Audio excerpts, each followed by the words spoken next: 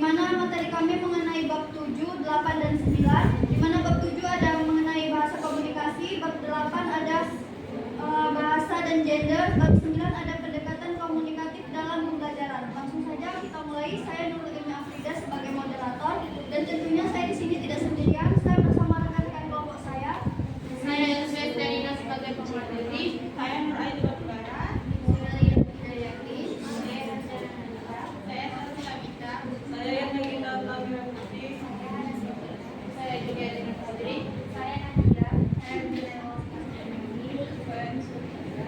Saya juga dengan Pasal. Saya Tilas Arbi.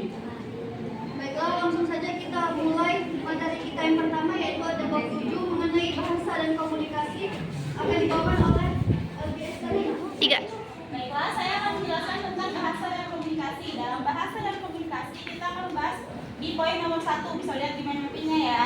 Dilihat ya. Nomor 1 ada tindakan komunikasi. Dalam tindakan komunikasi itu terdapat yang namanya dua objek, yaitu manusia dan bahasa atau simbol-simbol. Sebelum merupakan bahasa. Nah, kalau kita berkomunikasi pasti ada manusianya, ada bahasanya yang kita keluarkan. Nah, jadi tindakan komunikasi adalah sebuah kejadian antara manusia dengan simbol-simbol alat atau bahasa. Dalam komunikasi itu ada dua pelaku yang sering kita ketahui, yaitu ada yang tahu? Itu ada di mana nih? Ada pembicara dan pendengar. Nah, dari komunikasi yang kita lakukan terjadi yang namanya timbal balik. Ada selanjutnya nanti akan dijelaskan oleh rekan saya. Terus yang kedua itu ada polaritas. Di dalam polaritas itu ada yang namanya komunikasi. Nah, komunikasi itu terdapat dua pola, dua sifat yang bertentangan antara pendengar dan pembicara dengan tujuan untuk mendapatkan informasi. Materi selanjutnya itu bahasa dan anak. Itu ada prosesnya. Umur menentukan kecepatan keberhasilan dalam berbahasa, yaitu terbagi menjadi 3. Yang pertama mendengarkan, yang kedua meniru, yang ketiga mengucapkan. Tahap perkembangan pada bahasa anak yaitu ada 4.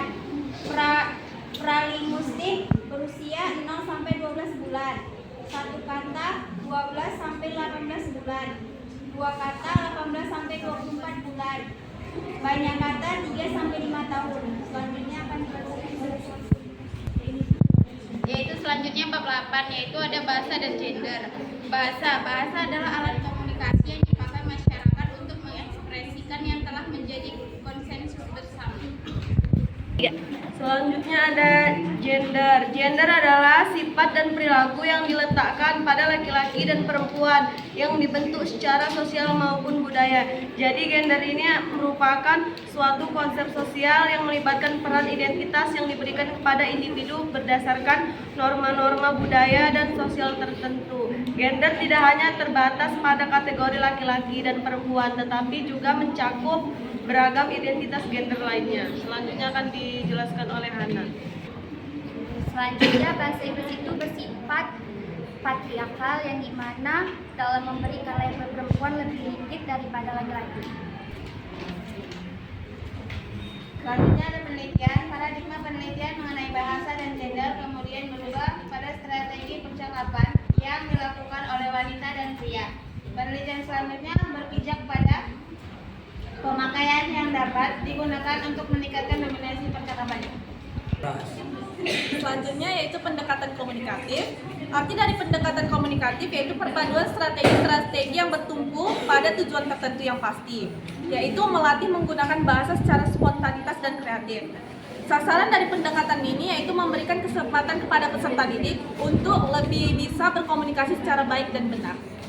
3. Selanjutnya ada ciri khas. Ciri khas pembelajaran bahasa dalam pendekatan komunikatif adalah pemberian perhatian sistematis terhadap aspek fungsional dan struktur bahasa.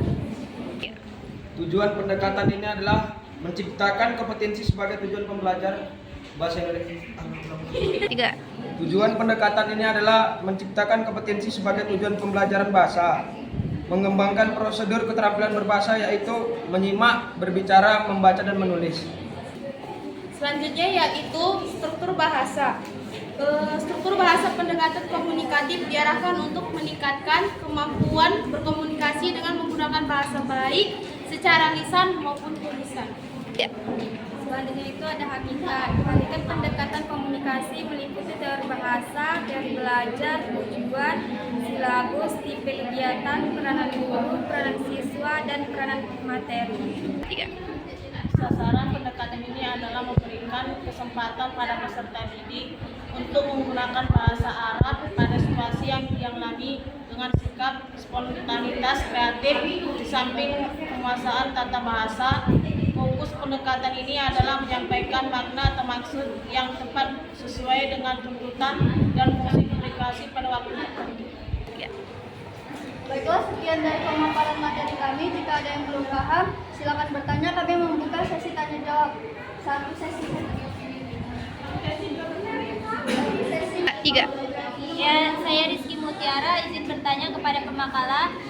Menurut pemakalah, apakah perbedaan di tingkat rendah dengan tingkat tinggi itu daya ingatnya itu sama atau tidak? Dia lebih mana yang lebih kuat daya ingat untuk komunikatif dalam bahasa Inggris? 3.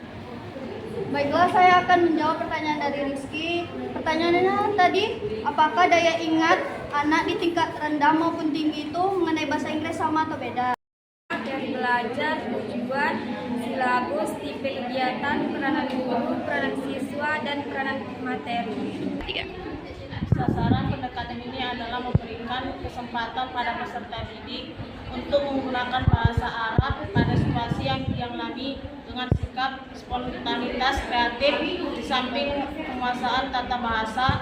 Fokus pendekatan ini adalah menyampaikan makna atau maksud yang tepat sesuai dengan tuntutan dan fungsi komunikasi pada waktu tertentu.